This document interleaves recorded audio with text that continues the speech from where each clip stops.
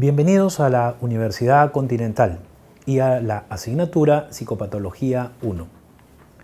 Quien les habla es el psicólogo Henry Flores Chacón, licenciado en Psicología con formación en Psicoanálisis en la Sociedad Peruana de Psicoanálisis, asociada a la Asociación Psicoanalítica Internacional.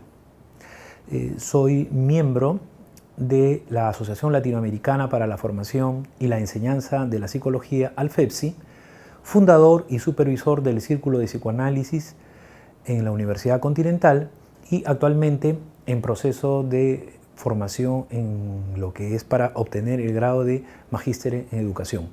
Me dedico a lo que es la psicoterapia en parejas, psicoterapia individual de grupo con niños, adolescentes y adultos. En esta ocasión seré la persona encargada de llevar a cabo esta asignatura. Con respecto a la asignatura de Psicopatología 1, lo que nosotros podemos hablar al respecto es que esta asignatura nos va a permitir conocer una variedad de trastornos y diversas patologías. El futuro psicólogo necesita saber identificar, describir los signos y síntomas para poder clasificarlos adecuadamente. La Psicopatología 1 para el psicólogo es importante porque le permite desarrollar capacidades de diagnóstico y pronóstico. En este caso, es importante conocer el curso de una patología y qué va a ser de ella a través del tiempo si es que no hay una intervención adecuada. Del mismo modo, al ser conocedores del trastorno o la patología de fondo, nosotros vamos a poder plantear la terapéutica apropiada. En lo que concierne a nuestra asignatura, está comprendida de 4 unidades. En la primera unidad, denominada la número 1, hablaremos de la historia y antecedentes de la psicopatología. Quiere decir que revisaremos conceptos sobre la conducta anormal desde épocas muy antiguas hasta la actualidad.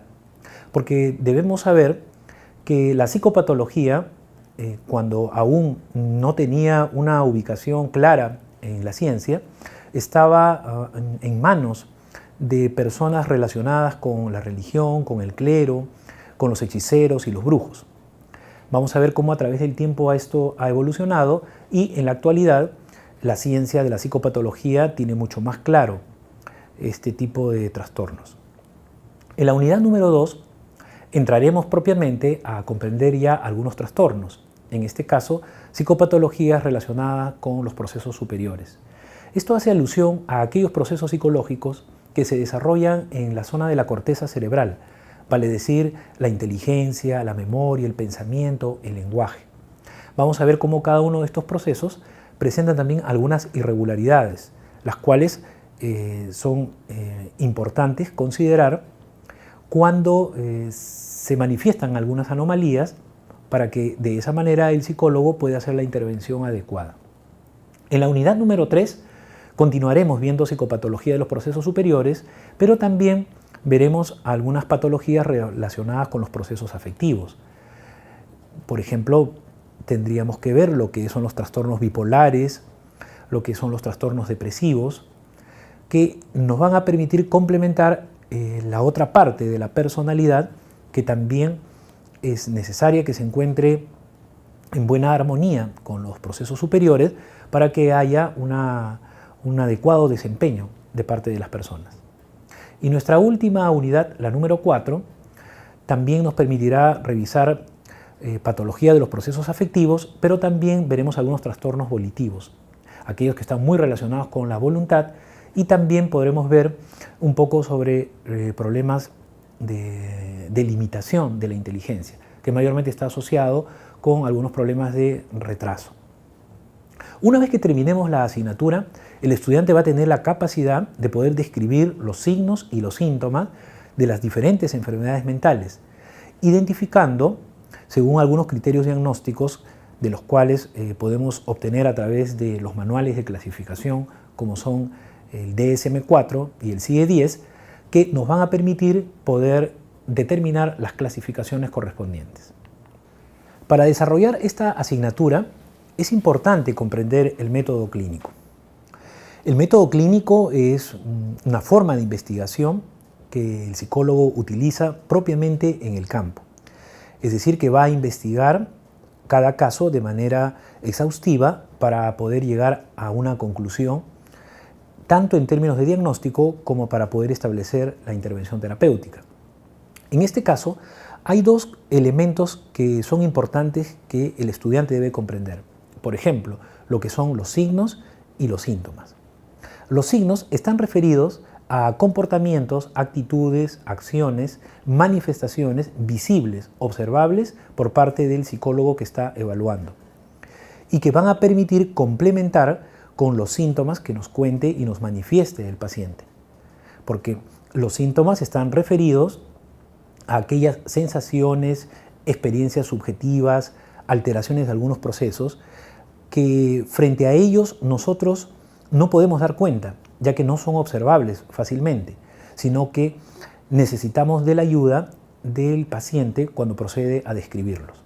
La suma de signos y la suma de síntomas nos va a permitir determinar un recuento de características que van a permitir identificarlos como un trastorno determinado. La evaluación multiaxial también es fundamental. Cabe decir aquí que esta evaluación multiaxial está referida al uso del manual del DSM-4, que es un manual de clasificación de desórdenes mentales. Pero hoy en día ya contamos con el DSM-5. Sin embargo, mantenemos nuestra asignatura alineada al DSM-4 debido a que todavía nos encontramos en un proceso de implementación y de adecuación al DSM-5. Eso va a tomar tiempo, porque eso va a implicar cambiar una serie de procedimientos a nivel institucional, a nivel de diferentes centros de atención clínica. En este caso, basándonos con la evaluación multiaxial, que es propia del DSM-4, nos plantea 5 ejes que el psicólogo no debe dejar pasar. En el eje 1 está referido a que el psicólogo, cuando realiza la entrevista, debe precisar los signos y síntomas por los cuales consulta la persona. Es decir, que el eje 1, algunos autores lo equiparan a lo que es el motivo de consulta. Por lo tanto, antes de pasar al siguiente eje, el psicólogo debe tener en claro cuál es la problemática que viene pasando el paciente. En el eje 2, vamos a revisar si a lo mejor la problemática que presenta actualmente el paciente no responde únicamente a las circunstancias actuales, sino que a lo mejor está muy ligado con algún rasgo o alguna característica de su personalidad, lo cual quiere decir que esto viene a través del tiempo. Eso cambiaría la forma de comprensión de la problemática y en consecuencia también su abordaje.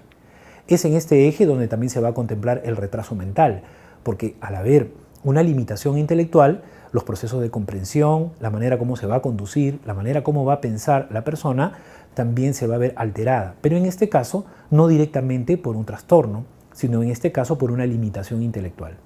En el eje 3, también evaluaremos si hay enfermedades médicas de por medio, porque puede tratarse de que la persona pueda tener alguna alteración bioquímica a nivel cerebral o quizás alguna enfermedad metabólica o algún tipo de trastorno en algún otro sector del organismo que podría estar influyendo directamente como causa orgánica, como causa médica para la alteración mental que en este caso puede estar siendo sujeto de evaluación.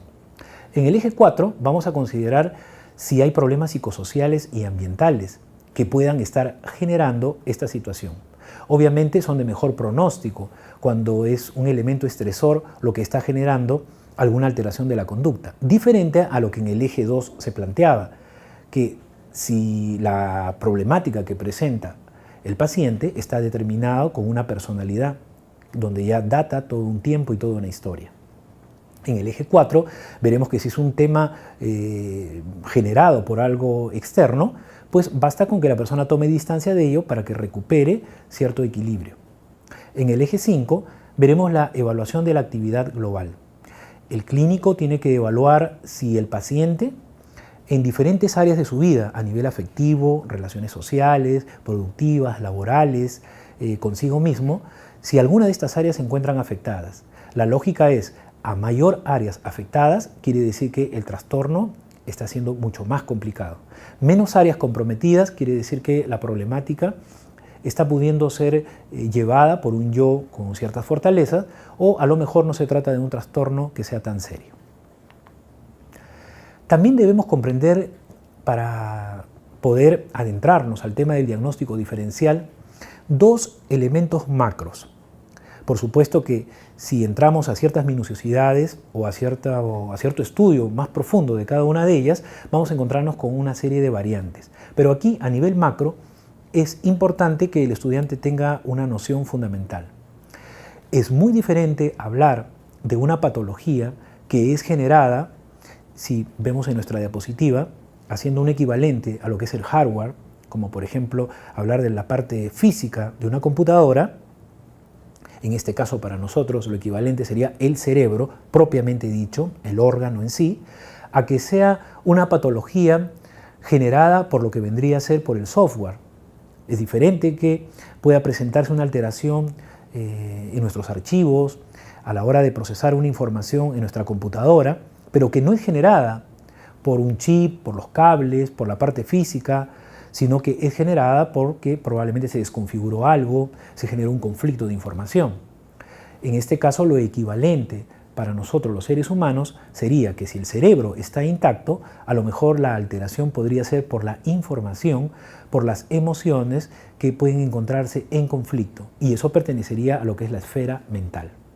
Es importante que el clínico vaya entrenándose en la posibilidad de diferenciar si la falla es propiamente del cerebro, que es algo relacionado con una causa orgánica o fisiológica, o a lo mejor con los contenidos que se graban y se almacenan en el cerebro, y eso pertenece a la esfera mental. Bueno, espero que sea de su agrado esta asignatura y nos veremos muy pronto. Gracias.